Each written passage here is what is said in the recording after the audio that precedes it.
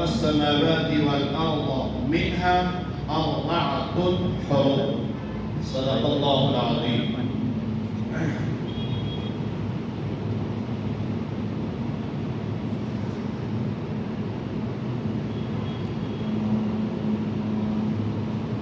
لائق صد حاصل احترام بزرگوں، معزز محترم اسلامی بھائیوں، حاضرین و سامعین، السلام علیکم ورحمۃ اللہ وبرکاتہ.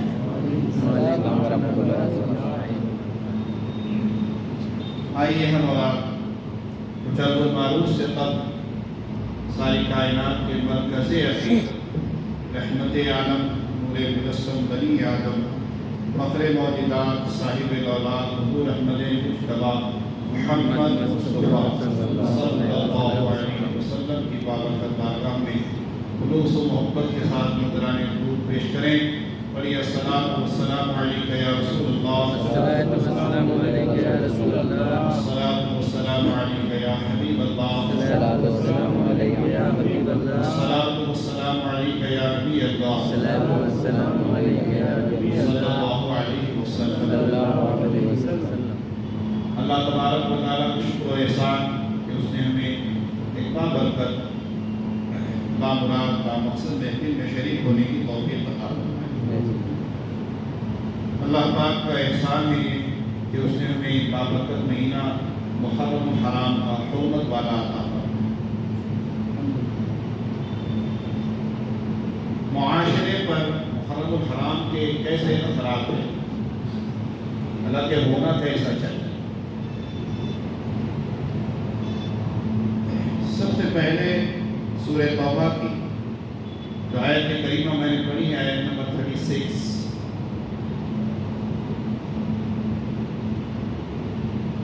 اس میں اللہ تعالیٰ ارشاد فرما رہا ہے ان الدین، بے شک، ان عدت الشہور، بے شک گنتی مہینے، عند اللہ، اللہ کے پاس، اللہ کے نزدیک، ان عدت الشہور عند اللہ 12، 12 ہے.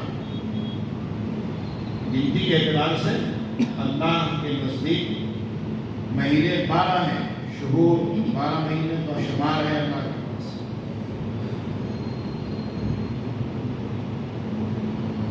عشر شہر فی کتاب اللہ، اور اللہ نے اس بات کو اپنی کتاب میں ذکر بھی فرما دیا.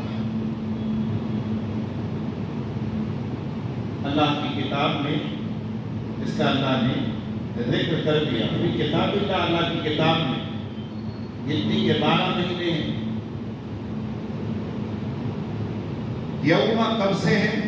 خلق السماوات والارض، جب سے اللہ تعالیٰ نے آسمان کو بنایا. تخلیق سماوات، آسمان، والارض، اور زمین، جب سے اللہ نے زمین کی تخلیق فرمائی، یعنی جب سے آسمان و زمین بنے ہیں تب سے 12 مہینے. لیکن کون سے مہینے؟ جنوری، فروری، مارچ، اپریل، مئی. کسی سے اگر پوچھا جائے کہ بھئی آپ کا نیو ایئر کب ہے، تو بولیں گے جنوری سے. کب سے شروع ہوا؟ 2025 سے شروع ہوا. بھئی ختم کب ہوگا؟ کہیں گے دسمبر میں. لیکن یہ تو سن عیسوی ہے، اس کی ابتدا تو زمین میں ہوئی ہے، اور اس کا شمار اللہ کے پاس نہیں. پھر اللہ کے پاس جو 12 مہینے گنتی کے، وہ کون سے ہیں؟ فرمایا کہ وہ جو کتاب میں جن مہینوں کا اللہ نے ذکر کیا، اربعۃ حرم، ان 12 مہینوں میں 4 مہینے یکساں، 3 مہینے یکساں حرمت والے مہینے، اور ایک علیحدہ مہینہ ہے جو حرمت والا ہے. حرمت کے کئی معنی علماء نے بیان، اسی لیے حرمت سے سب سے پہلے معنی نکلتا ہے حرام کا. یعنی وہ تمام امور، وہ تمام اقوال وہ تمام اعمال، وہ تمام افعال ماہ حرمت میں حرام ہو جاتے ہیں۔ ویسے بھی 12 مہینوں میں وہ جو افعال، اقوال، افعال اور امور ہے وہ ایسے بھی 12 مہینوں میں بھی منع ہی ہے، لیکن ان میں زیادہ سختی کی گئی ہے۔ بعض نے کہا حرمت کا مہینہ، حرمت کا معنی ہوتا ہے احترام کے قابل، فضیلت کے قابل۔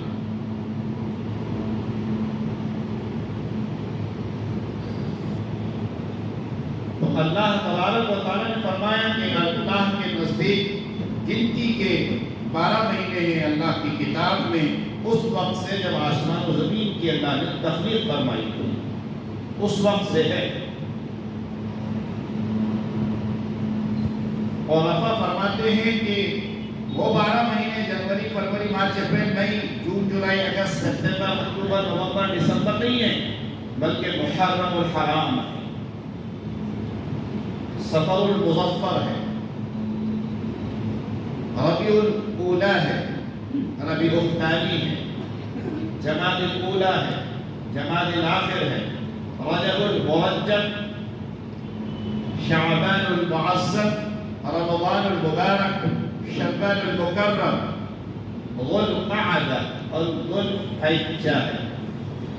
کیوں؟ کیونکہ قرآن کہہ رہا کہ خلق السماوات والارض، اللہ نے آسمان اور زمین کی جب تخلیق فرمائی اس وقت سے اللہ کے پاس 12 مہینے گنتی کے ہیں۔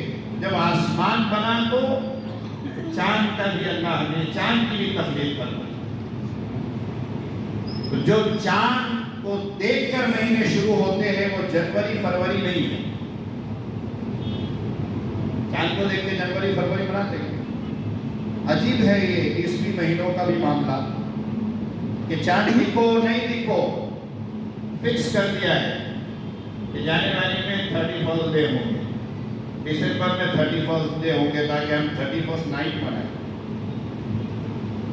ہیپی نیو ایئر یہ کسی اور معاشرے کی دین ہے، یا ہمارے معاشرے میں نہیں ہونا چاہیے۔ اگر ہمارا معاشرہ اس طرف چلا گیا ہے جس طرف نہیں جانا چاہیے، تو محرم الحرام اربعۃ حرم، حرمت والے مہینے اللہ کے پاس 4 ہیں، اس میں ہے ذو القعدہ، ذو الحجہ اور محرم الحرام۔ یہ 3 مہینے یکے بعد دیگرے ہیں جن کا احترام لازم ہے، حرمت والے مہینے ہیں۔ ہر طرح کے برے افعال، اقوال، اعمال اور امور بد سے بچنے کے مہینے ہیں۔ علماء فرماتے ہیں کہ ان حرمت والے مہینے میں دور جہالت میں، یعنی نبی کریم علیہ السلام کی بعثت سے پہلے بھی لوگ اس کا احترام کرتے تھے۔ بعض علماء فرماتے ہیں کہ صرف مسلمان ہی نہیں بلکہ کفار و مشرک بھی اس کا احترام کرتے ہیں۔ اس مہینوں میں قتل، غارت گردی، اس طرح کی چیزیں نہیں ہوا کرتی۔ کیا معلوم ہوا؟ یہ معلوم ہوا کہ ان مہینوں کا احترام کس قدر کرتے تھے دور جہالت میں بھی لوگ، اور بعثیت مصطفیٰ سے پہلے اور بعثیت مصطفیٰ کے بعد بھی۔ صرف ایسا نہیں کہ مسلمان احترام کرتے تھے ان مہینوں کا، بلکہ اہل کتاب بھی احترام کرتے تھے، اہل یہود بھی احترام کرتے تھے، اہل نصارہ بھی احترام کرتے تھے۔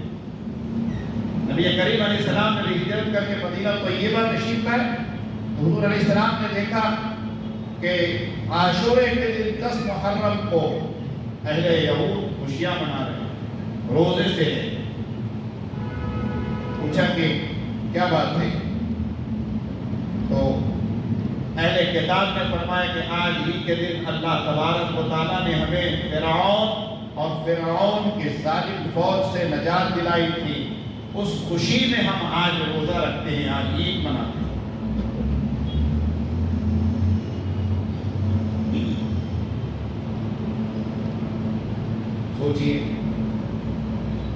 دن اللہ نے فرعون اور اس کی فوج سے نجات دی، تو اس دن کو سیلیبریٹ کرنے کا طریقہ، اس کے سیلیبریشن، اس کے منانے کا طریقہ کیا تھا؟ اہل کتاب کے پاس، اہل کتاب کے پاس یہ طریقہ تھا کہ وہ اس دن روزے سے رہتے تھے اللہ کی بارگاہ۔ حالانکہ بہت بڑے ظالم بادشاہ سے نجات ملی تھی، ہونا تو یہ چاہیے تھا کہ نگارے بجاتے، ڈھول بجاتے، تاشے بجاتے، علم اٹھاتے، ناچتے، ہے نا، جشن کا ایک ماحول بناتے، لیکن نہیں، انہوں نے، اللہ تعالیٰ نے انہیں جب نجات دی ایسی قوم سے، تو انہوں نے یہ میسج، یہ پیغام دیا، حالانکہ وہ نبی کریم کی امت نہیں تھی، لیکن انہوں نے امت محمدیہ کو یہ میسج دیا کہ تم تو ہم سے بھی بہتر ہو، تو تمہارا کام ہم سے بھی بہتر ہونا چاہیے۔ لیکن ہم کیا کرتے ہیں جب محرم الحرام آتا ہے؟ ہمارے افعال، ہمارے اعمال اور ہمارے امور کیا ہوتے ہیں محرم الحرام کا چاند دیکھنے کے بعد؟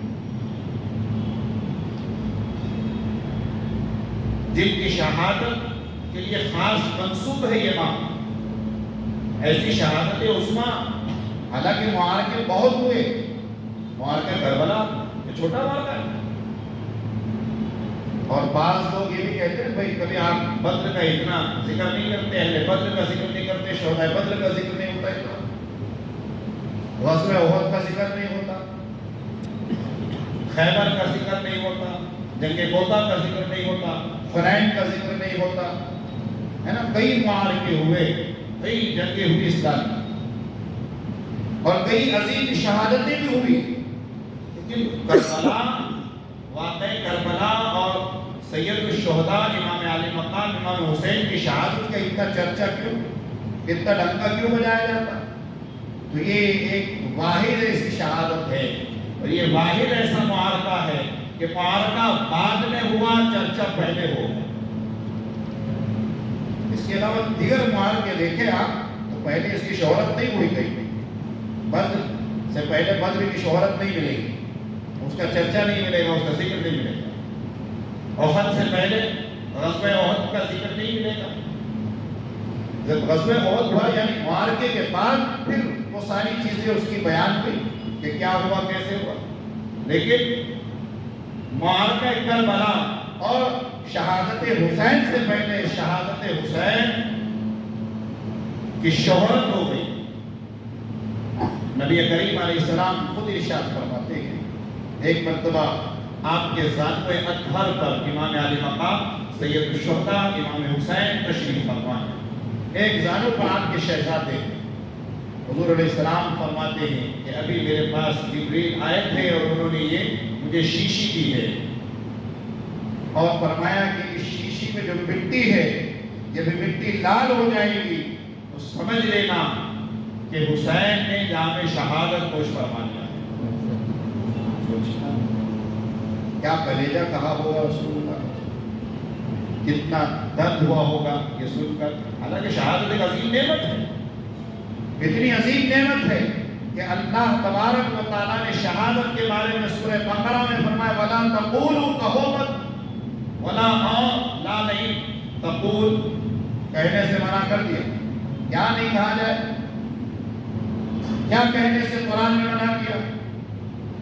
اچھا، منع کرنے کے بعد پھر خود قرآن کہہ بھی رہا ہے لِمَن يُقْتَلْ، فرمایا کہ وہ جو قتل کر دیے جائے، جو مار دیے جائے، جن کی روح نکل جائے، جن کی لاش پڑی ہو فی سبیل اللہ، اللہ کی راہ میں قتل کر دیے گئے۔ ضابطہ دیکھیے قرآن کا، اصول دیکھیے، حکمت الہیہ دیکھیے،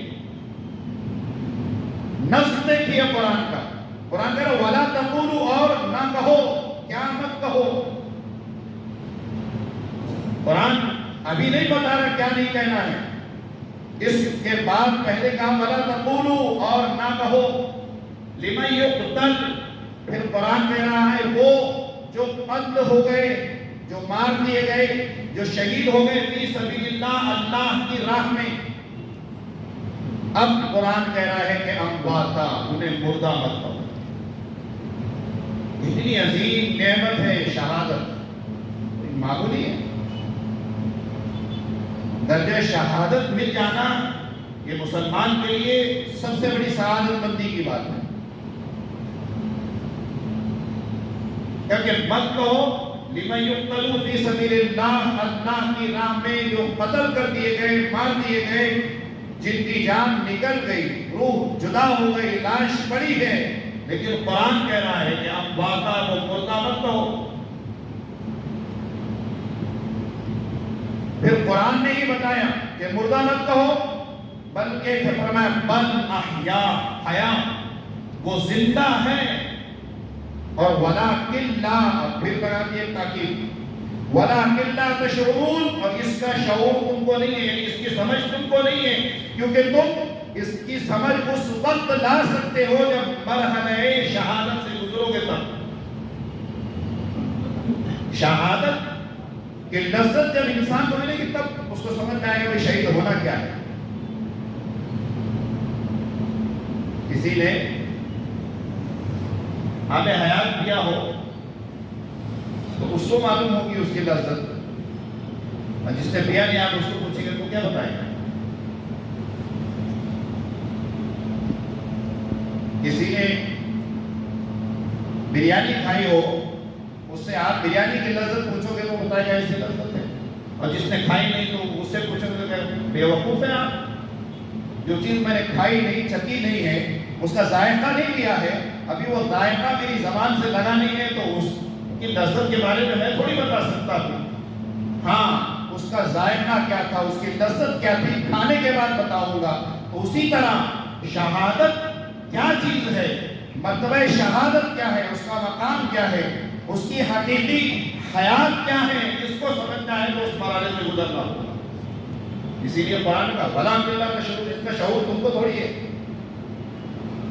تم نے دیکھا تھوڑی ہے وہ بعد والی زندگی کو، شہداء کی کہ کیسی زندگی ہے ان کی۔ اسی لیے تو نبی کریم نے فرمایا اللہ کی بارگاہ میں کہ ثُمَّ أُقْتَلَ ثُمَّ أُحْيَا، کہ اللہ میں تیری راہ میں قتل کر دیا جاؤں، ثُمَّ أُحْيَا، اور پھر تو مجھے دوبارہ زندگی عطا فرما، اور پھر فرمایا ثُمَّ أُقْتَلَ، اور پھر تیری بارگاہ میں قتل کر دیا جاؤں، ثُمَّ أُحْيَا، پھر تو مجھے دوبارہ زندگی عطا فرما، ثُمَّ أُقْتَلَ، پھر مار دیا گیا۔ کس کی چاہت ہے؟ نبی آخر الزمان کی چاہت ہے، صاحب قرآن کی چاہت ہے، خاتم النبیین کی چاہت ہے، امام الرسول کی چاہت ہے، حبیب الرحمن کی چاہت ہے، خالق کائنات کے محبوب کی چاہت ہے۔ معلوم ہوا کہ اللہ کی راہ میں قتل ہونا یہ کوئی معمولی چیز نہیں ہے۔ شہید ہونے سب سے بڑی نعمت ہے اللہ کی بارگاہ میں۔ حدیث پاک کے الفاظ ہے کل صبح قیامت میں انبیاء رش کریں گے، صحابہ اور انبیاء رش کریں گے، کس کو؟ شہداء کو لے کر اللہ کی بارگاہ میں عرض کریں گے کہ مولا یہ اس مقام پر فائز ہے، اس مرتبہ پر پورے کو فائز کیا ہے، ایسا کیا انہوں نے کام کیا تھا جو اس مقام پر یہ آج ہے؟ تو اللہ فرمائے گا انہوں نے اپنی جان کو میری راہ میں قربان کیا۔ اسی لیے تو قرآن کہتا ہے ان اللہ، بے شک اللہ تعالیٰ، ان اللہ اشتری من المؤمنین انفسهم واموالهم، دو چیزوں کا سودا مجھ سے کرو، اللہ کہہ رہا ہے۔ ایک کیا؟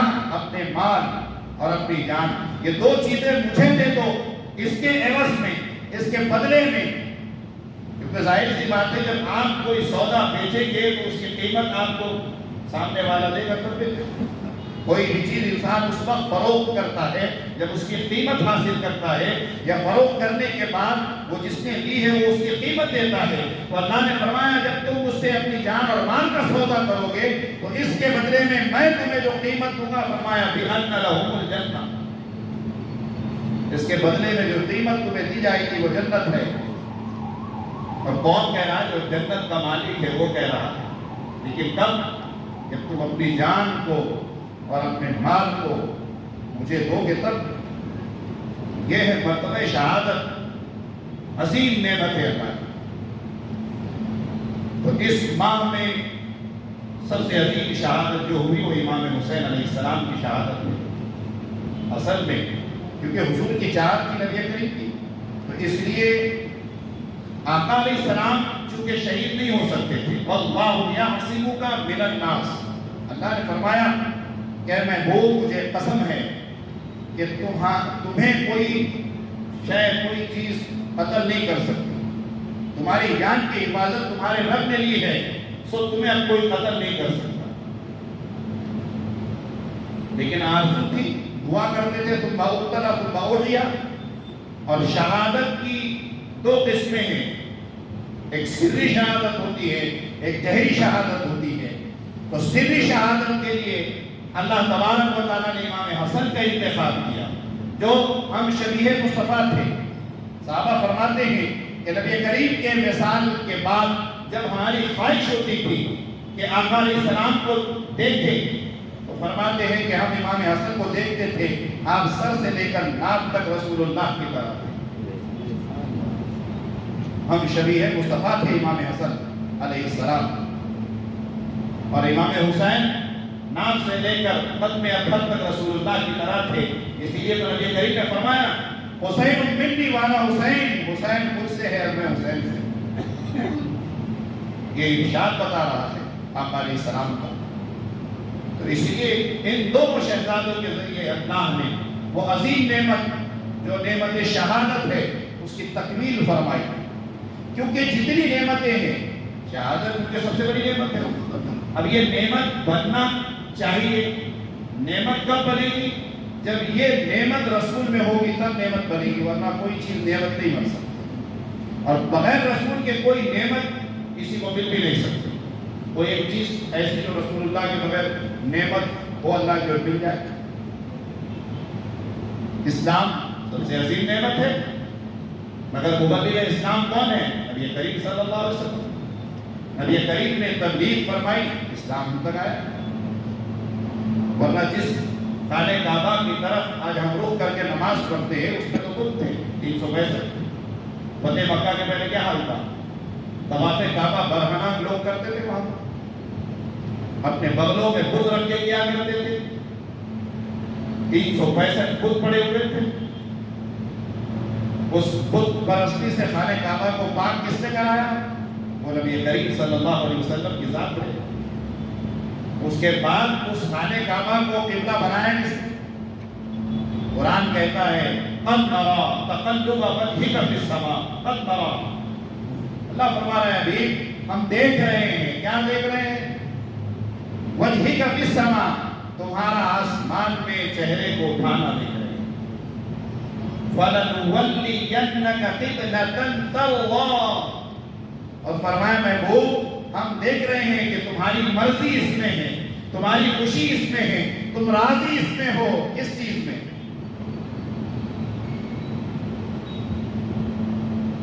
وَوَلِّ وَجْهَكَ شَطْرَ الْمَسْجِدِ الْحَرَامِ، تمہاری خوشی اس میں ہے کہ مسجد حرام کو قبلہ بنایا جائے۔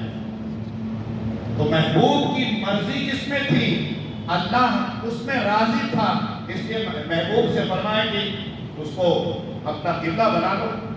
تو حرم کعبہ آج جس قبلے کو ہم یہ نعمت ملی ہے ہمیں اس طرف رخ کر کے نماز پڑھنے کی، یہ بھی رسول اللہ کے ذریعے ملی۔ غرض کے کوئی نعمت ایسی نہیں ہے جو در رسول سے نہ ملی ہو، اور جو رسول کے در سے نہ ملے وہ سب ہو سکتا ہے، نعمت نہیں ہو سکتی۔ کسی بھی چیز کو نعمت بننے کے لیے وہ رسول اللہ صلی اللہ علیہ وسلم میں ہونی چاہیے۔ کوئی دنیا کا بہت بڑا صادق سچا ہو اور وہ کہے کہ مجھ سے بڑا صادق کوئی نہیں ہے، تو یقیناً صرف سب سے بڑی نعمت ہے، کیونکہ اللہ نے فرمایا یا ایھا الذین آمنوا اتقوا اللہ وکونوا مع الصادقین، اے ایمان والو اللہ سے ڈرو اور سچوں کے ساتھ ہو جاؤ۔ سچائی صدیقی صادق کی سب سے بڑی نعمت ہے، لیکن یہ نعمت بھی کہاں سے ملے گی؟ رسول کے در سے۔ کیسے ملے گی؟ والذی جاء بالصدق وصدق بہ اولئک هم المتقون۔ قرآن کہہ رہا ہے کہ والذی جاء بالصدق، وہ سچ لے کر آیا، وہ صداقت لے کر آیا، وہ سچائی لے کر آیا، اور وصدق بہ، اور جس نے اس کی تصدیق کی وہ صدیق ہو گیا۔ اولئک هم المتقون، یہی وہ ہے جو پرہیزگار ہے۔ تو نعمت کوئی ہو، اب شہادت بھی عظیم نعمت ہے، اتنی بڑی نعمت کہ قرآن کیا کہہ رہا ہے، وَلَا تَقُولُوا کہو مت لمن یقتل، جو اللہ کی راہ میں قتل کر دیا جائے، فی سبیل اللہ، اللہ کی راہ میں، ہم باتا اس کو مردہ، پھر کیا کہیں؟ قرآن کہہ رہا بل احیاء، وہ زندہ ہے، بلکہ ایسا زندہ ہے کہ اس کا تم کو شعور نہیں ہے۔ سورہ آل عمران میں فرما رہا ہے وَلَا تَحْسَبَنَّ الَّذِينَ، یہاں قول پر پابندی لگا دی قرآن نے کہ بولنا مت مردہ، یہاں پر بولنے پر پابندی لگا دی، یہاں سوچنے پر پابندی لگا دی قرآن نے۔ سورہ آل عمران پارہ نمبر 4 رکو نمبر 8 کی آخری آیت کریمہ، جس میں اللہ فرما وَلَا تَحْسَبَنَّ الَّذِينَ قُتِلُوا، اور سوچنا مت، گمان مت کرنا، خیال میں مت لانا، فی سبیل اللہ امواتا، وہ اللہ کی راہ میں قتلوا، قتل کر دیے گئے، مار دیے گئے، امواتا، انہیں مردہ مت سوچنا مردہ، بل احیاء، بلکہ قرآن کہہ رہا وہ تو ایسے حیات ہے کہ عند ربہم یرزقون، ان کے رب کی طرف سے انہیں رزق دیا جاتا ہے۔ بولیے وہ زندہ یہ مردہ تھوڑی کھانا کھاتا ہے، مردے کو تھوڑی رزق دیا جائے گا۔ تو سوچئے ایک عام شہید کا یہ مرتبہ ہے جو اللہ کی راہ میں شہید ہو جائے، قرآن کہتا ہے کہ عند ربہم یرزقون، اس کے رب کی طرف سے، ان کے رب کی طرف سے ان کو رزق دیا جاتا ہے۔ تو جو شہیدوں کے سردار ہیں امام حسین علیہ السلام، ان کا مقام کیا ہوگا، ان کا مرتبہ کیا ہوگا؟ اور سید الشہداء کی شہادت سے دوسرے تمام شہداء کو یہ نعمت مل رہی ہے۔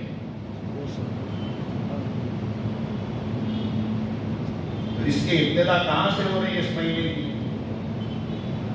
معاشرے پر اس کے اثرات کیسے ہونے چاہیے، یہ آج کا ہمارا عنوان ہے۔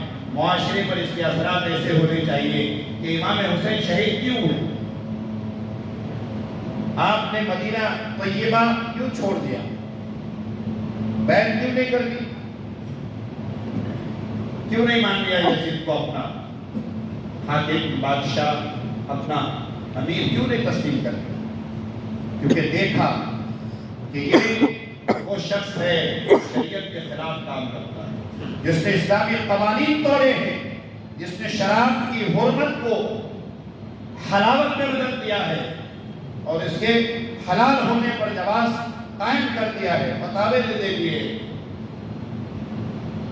عیاشی اس کے پاس ہے اور بھی دیگر چیزیں، آپ نے بیعت نہیں فرمائی، ڈٹے رہے اس کے خلاف، باطل کے خلاف، اور ڈٹ کر یہ میسج، یہ پیغام دیا آپ نے کہ باطل کے سامنے ڈٹ کے کھڑے رہنا، بھلے ہی جان چلی جائے پرواہ مت کرنا، مگر جھکنا مت، کیونکہ تم باطل کے سامنے جب جھک جاؤ گے تو باطل کو قوت حاصل ہو، طاقت حاصل ہو۔ معرکہ کربلا میں کس طرح کے مظالم آپ پر توڑے گئے، آپ کے تمام اہل خانہ پر کس طرح کے مظالم توڑے اٹھائے گئے۔ حضرت علی اصغر کو لے لیجیے، حضرت علی اکبر کو لے لیجیے، ان کی شہادتیں دیکھیے، صبر و تحمل، کہ ایسی مثال امام حسین سے ملتی ہے، کسی اور سے نہیں ملتی۔ پانی بند ہے، صبر کر رہے،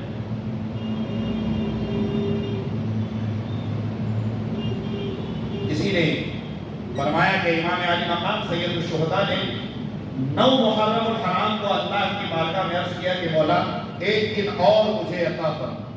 اللہ کی شہادت سب سے بڑی نعمت ہے، لیکن امام علی مقام کا اپنے رب کی بارگاہ میں کیا گریہ گزاری ہے، کیا التجا ہے، فرماتے ایک دن اور مل جائے۔ کیوں؟ حساب کتاب کرنا تھا آپ کو، کیوں چاہتے تھے ایک دن اور، ایک دن کی اور مہلت چاہیے، کیوں چاہتے تھے؟ امام حسین کیوں چاہتے تھے ایک دن کی مہلت؟ کیا وجہ تھی اس کی؟ بیعت کرنی تھی یزید کی، یا اپنے ورثاء کے لیے جو چھوڑے وراثت چھوڑی ہے اس کا یہ کرنا تھا، اس کو تقسیم کرنا تھا، کیا تھا؟ پوچھے تو امام علی مقام علیہ السلام سے پوچھا گیا کہ آپ ایک دن کی مہلت اپنے رب سے مانگ رہے ہیں کہ ایک دن اور اللہ زندگی عطا فرمائے۔ حسین ابن علی بن ابی طالب کو وجہ کیا ہے؟ تو فرمایا میں اس لیے اپنے رب سے ایک دن اور مہلت میں مانگتا ہوں تاکہ ایک دن اور عبادت کر سکوں، ایک دن اور قرآن پڑھ سکوں، ایک دن اور اپنے رب کا ذکر کر سکوں، ایک دن اور اپنی زبان کو اللہ کے نام سے، اللہ کی یاد سے تر کر سکوں۔ اس لیے مہلت چاہ رہے تھے، اور ثابت بھی کیا۔ جب شمر قتل کے لیے بیٹھا تھا تو کہتے اتنی تو مہلت دے دے، وقت ظہر ہو گیا ہے، جمعہ کا دن ہے، اتنی مہلت چاہتا ہے حسین ابن علی کہ اللہ کے حضور 2 رکعت نماز ادا کر سکتے۔ اور ہم کیا کر رہے ہیں اس کی ابتدا محرم الحرام کی؟ ان کے نام سے ہم پنجے رکھ رہے ہیں۔ بتائیے نا کس صحابی یا کس ولی نے یہ کیا؟ یا غوث پاک نے اس طرح رکھے تھے یا حضرت ابوبکر؟ کیا کسی اور صحابی یا تابعی نے جو امام حسین کے بعد والے ہیں؟ کس نے کیا یہ؟ کس کا طرز عمل؟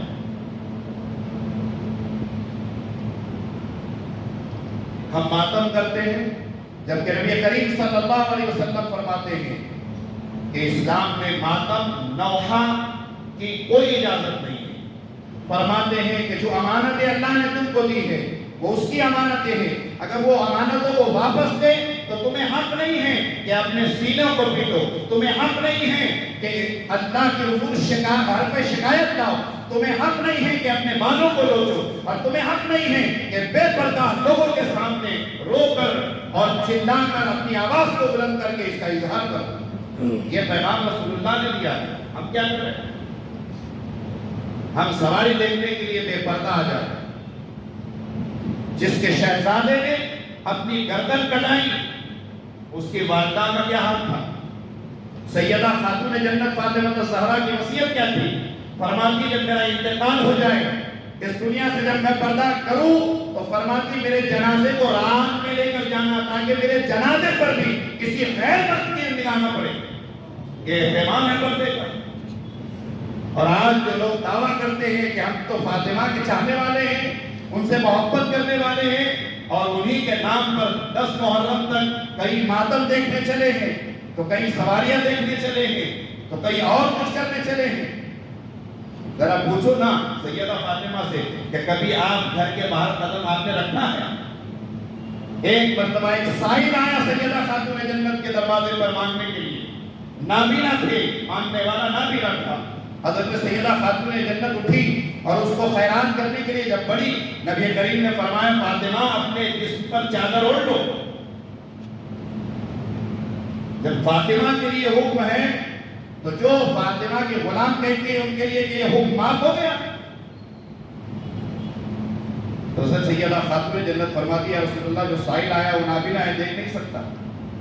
تو نبی کریم فرماتے ہیں کہ فاطمہ وہ دیکھ نہیں سکتا مگر تم تو دیکھ سکتی ہو، تمہاری نگاہ تو غیر محرم کی طرف جا سکتی ہے، تو تم پر یہ پابندی عائد نہیں ہے کہ تمہارے لیے شریعت اور اسلام نہیں ہے؟ سوچیے ہم کیا کرتے ہیں۔ محرم آتی ہم پر اس کے جو اثرات ہیں ہمارے معاشرے پر کیا ہے؟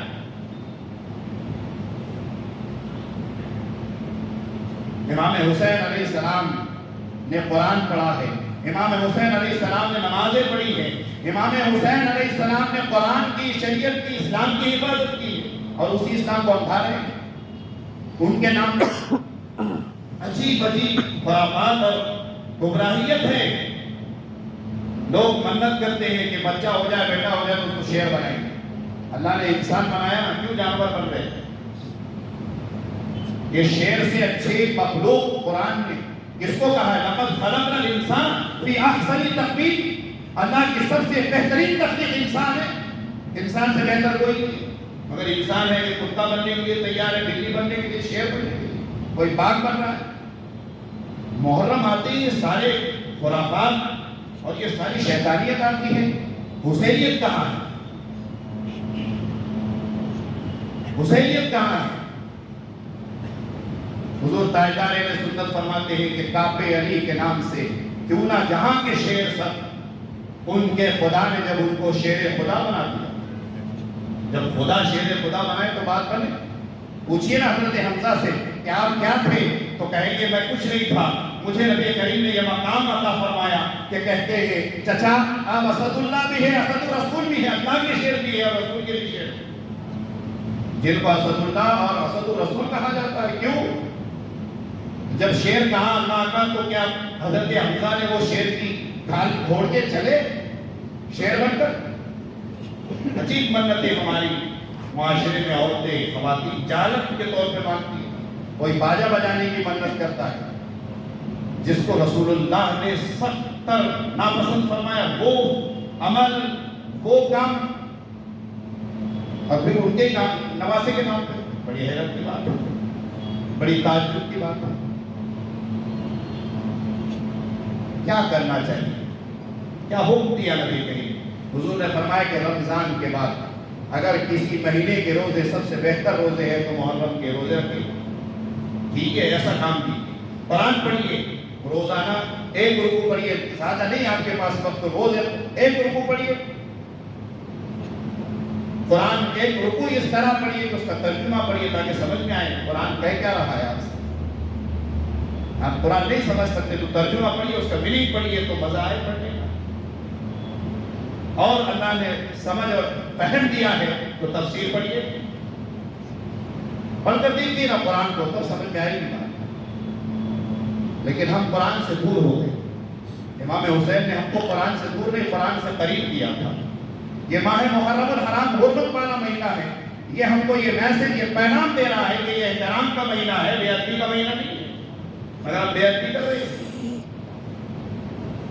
جس کی ابتدا تو ایسی ہونی چاہیے تھی کہ بندہ کہے مولا ایک سال غفلت میں گزر گیا، کاہلی میں گزر گیا، نافرمانی میں گزر گیا، نمازوں میں کوتاہی میں گزر گیا، اب اللہ کی بارگاہ میں دعا کرتا ہوں جیسے نبی کریم نے دعا کی، اللہم اے اللہ اہلہ بالامن والامان، فرمایا کہ اللہ اس مہینے کو ہم سب کے لیے امن والا بنا، امان والا بنا، اسلام پر سلامتی اور ایمان پر سلامتی والا بنا۔ حضور ایمان اور اسلام مانگ رہے اس مہینے کی آمد پر، تاکہ سال جو گزرے وہ اسلامی طرز عمل میں گزرے۔ اسلام کیا سکھا رہا ہے؟ اسلام یہ نہیں سکھا رہا ہے آپ کو کہ آپ بے پردہ چلے آؤ رات میں۔ اور پھر عجیب چیزیں لوگ کہتے ہیں میرے آنکھ میں امام حسین آ گئے، حیرت کی بات ہے۔ اللہ نے ایک نظام بنایا ہے جس میں صرف ایک روح رہ سکتی ہے، دوسری کہاں سے رہیں گے؟ دوسری لانی تو آپ کی نکالو پھر ڈالو دوسری، اور وہ آپ میں بھی طاقت نہیں ہے ڈالنے کی، روح ڈالنے کی قدرت تو آپ کو بھی نہیں دی اللہ نے۔ امام حسین اتنے مطہر کہ قرآن کہتا ہے انما یرید اللہ لیذھب عنکم الرجس اہل البیت، اے حبیب تیرے گھر والوں کو اللہ نے ہر آلودگی، ہر گندگی، ہر نجاست، عقائد کی، ایمان کی، کفر کی، شرک کی، گناہوں کی اور ظاہری باطنی ہر ناپاکی سے پاک کر دیا۔ اور اس کے آن میں امام حسین آئے جو کل تک شراب پی رہا تھا، جس کو طہارت کا طریقہ نہیں معلوم۔ عجیب ماحول بنایا، لوگ کہتے چلو ارے امام حسین آئے، وہ بتاتے حضرت پریشانی کیسی ہے ہوگی، ان کو پوچھو تمہاری پریشانی کا کیا حال ہے، خود کی پریشانی نہیں معلوم، دوسروں کی پریشانی حل کرنے سے۔ کسی بابا کے پاس کسی آنکھ میں جو خبیث آتا ہے جنات، اس کے پاس جانے سے مسئلے حل نہیں ہوتے۔ اللہ فرماتا ہے سارے مسئلے میری بارگاہ میں حل ہوتے ہیں، اصل تو میں ہوں، میری مرضی کے بغیر کوئی چیز ہوتی ہی نہیں ہے۔ ان اللہ علی کل شیء قدیر، ہر شے پر میری قدرت ہے، میری قدرت ہے، میں قادر مطلق ہوں۔ ہم نے اس قادر مطلق کو چھوڑ دیا، اس کے آنکھ میں اس کے پاس جا رہے حسین آ گئے، غوث پاک آ گئے، ٹھیک بات، اتنی مطہر شخصیت ہے، دوسرا قادر نہیں ہے، وہ اس کے جسم میں جاتے پھر جہالت ہے یہ، جس کا اسلام سے کوئی تعلق نہیں ہے، اور اسلام نے اس کی ہرگز اجازت نہیں کی ہے۔ نبی کریم فرماتے لا غدوہ ولا غیرہ ولا حامہ ولا سفر، جو لوگ یہ کہتے ہیں کہ الو کے ذریعے فال لینا، فرماتے فال حضور ناجائز ہے، اس کے اسلام میں کوئی جواز، اس کا اسلام میں کوئی جواز نہیں ہے، اور تم شگون لیتے ہو، فرمایا کہ شگون شگون لینا بدشگونی کرنا یہ اسلام میں نہیں ہے۔ فرمایا یہ طرز عمل نبی فرماتے ہیں کہ غیروں کا، کہ تمہارا بھولیے کے بات کیونکہ تم جس مذہب سے تعلق رکھتے ہو اور جس مذہب کے ماننے والے ہو اس میں ایمان مفصل میں تم یہ کہتے ہو، کیا کہتے ہو؟ وَالْقَدْرِ خَيْرِهِ وَشَرِّهِ مِنَ اللَّهِ تَعَالَى، تقدیر کے خیر کے فیصلے بھی اور شر کے فیصلے بھی من اللہ، اللہ ہی کے جانب سے ہوتے ہیں۔ تو تمہارا ایمان اس پر ہے اور پھر جا کس کے پاس ہے؟ وہ بابا کے پاس جو لمبو دے رہا، وہ بابا کے پاس جو تعویذ دے رہا، ارے وہ تعویذ سے تمہارا کام نہیں بنا سکتا، خود کا کام نہیں بنا سکتا۔ اگر اس کا کام خود کا بنا ہوتا تو دکانداری کیوں کرتا؟ کیا ضرورت تھی اس کو بیٹھنے کی؟ اس کے پاس تو پھر ایک تعویذ دار تو خزانہ نہیں کرتا، ہونا چاہیے تھا نا ایسا۔ اگر کبھی دیکھا نہیں ہم نے، وہ تم سے لے رہا، لاؤ، تم اس کو دولت مند بنا رہے۔ امام حسین آنکھ پہ آئے، بولے وہ آنکھ پہ ڈوبتے، ذرا کھڑے رہ کے بتاؤ تھوڑی دیر۔ بچپن میں جب ہم چھوٹے تھے حفظ کرتے تھے، آخری بات کہتا ہوں، بولے ارے کیا آنکھ میں ہوا ہے کیا؟ اس وقت ہمارے ایک دوست تھے، ان کے پاس سوا تھا، انہوں نے وہ سوا ایک کو چبائے، وہ سب نکل گئے آنکھ میں، وہ ایک کو چبائے، ارے تو آنکھ میں تھا نا، پھر درد کیسے ہو گیا معلوم کیسا پڑا؟ پھر واپس سے ہلنا چاہتے۔ یہ سب خباثت ہے، اجنہ کی یہ شرارت ہے، اس کے علاوہ اس کا کوئی حقیقی تعلق نہیں ہے ان نفوس قدسیہ سے۔ ایسی مطاہر شخصیت ہے، اس کے پاس آئیں گی جس نے کل تک نمازیں نہیں پڑھی، جو کبھی نمازیں نہیں پڑھتا، جمعہ بھی نہیں مانتا، اس کو خالی عید کو آتا ہوگا۔ محرم الحرام میں جو معاشرے میں جو اثرات ہیں محرم الحرام کے، وہ غلط ہے۔ صحیح کیا ہونا چاہیے؟ صحیح یہ ہونا چاہیے، کیا ہم جس کے ماننے والے ہیں انہوں نے کبھی نمازیں چھوڑی ہے؟ انہوں نے گردن کہاں کٹائی؟ سجدے میں۔ جن کے ماننے والے ہیں، جن کے بابا مولا علی مشکل کشا ہے، پنڈی مبارک میں تیر لگا ہے، لوگ نکالنے کی کوشش کر رہے ہیں، درد سے چیختے ہیں، آپ تڑپتے ہیں۔ لوگوں نے کہا یہ تیر ایسے نہیں نکلے گا، جب مولا علی نماز کی حالت میں ہوں گے تب نکال۔ کیسی نماز کی کیفیت ہے؟ نماز کی حالت میں جب تیر نکالا، نماز سے جب فارغ ہوئے، حضرت علی ابن ابی طالب رضی اللہ تعالیٰ فرمایا کہ میرا تیر کہاں ہے؟ تو فرمایا نکال لیا گیا۔ نماز پڑھتی ہے، عمر ابن خطاب کی ایسی پڑھو، فجر کی نماز ہے، قاتل نے آ کر حملہ کر دیا، ایسی نماز ہونی چاہیے۔ ہم ان سب چیزوں سے دور ہے، پھر دعویٰ ہمارا کہ ہم صحابہ سے محبت کرتے تھے۔ صحابہ تو میدان کارزار میں بھی نمازیں نہیں چھوڑتے تھے۔ امام حسین میدان کارزار میں ایک ایک شہید ہو رہا ہے، شخص گھر کا ایک ایک فرد، لیکن نماز نہیں چھوڑی۔ یہ ہے پیغام محرم الحرام کا، یہ ہے میسج، یہ اثرات ہونے چاہیے۔ اس کے برعکس جو کچھ کرتے ہیں اس کا اسلام سے یا امام حسین سے کوئی تعلق نہیں ہے۔ اللہ کی بارگاہ میں دعا ہے، اللہ تعالیٰ ہم سب کو محرم الحرام حرمت والا مہینہ ہے، اور بھی اللہ کے پاس، اربعۃ الحرم اللہ کے پاس، اس کا احترام کرنے کی توفیق عطا فرمائے۔ جتنی بے حرمتی اس مہینے کی کریں گے تو اللہ کے پاس بے حرمت کہلائیں گے۔ اللہ تعالیٰ ہمیں حرمت والے مہینوں کا احترام کرنے کی توفیق عطا فرمائے اور صحیح معنوں میں دین اسلام پر چلنے اور اس پر قائم رہنے کی توفیق عطا فرمائے۔ وما علینا الا البلاغ، والسلام علیکم ورحمۃ اللہ۔